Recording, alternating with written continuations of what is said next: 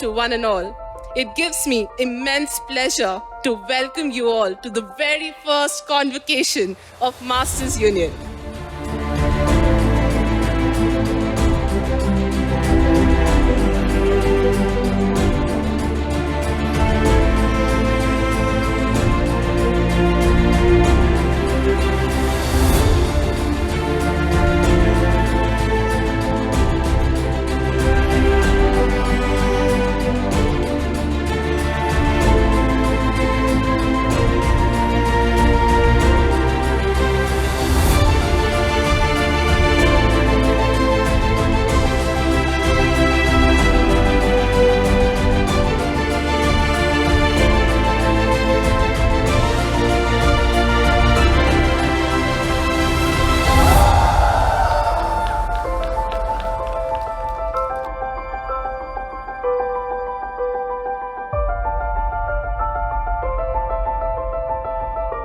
They came, they saw, they conquered.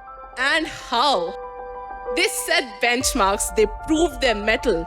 And in turn, they gave us a cohort we love, we cherish, and are today extremely proud to be introducing to you as the cohort of 2021 for the Postgraduate Program in Technology and Business Management Masters Union.